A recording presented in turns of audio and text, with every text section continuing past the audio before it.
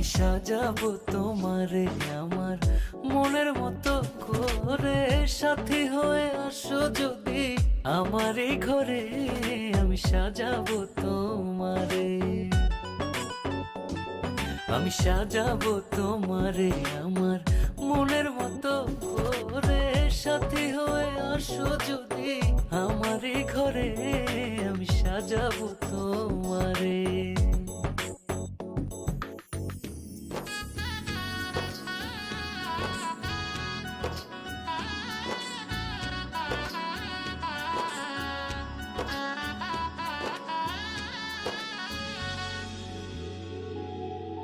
রাখবো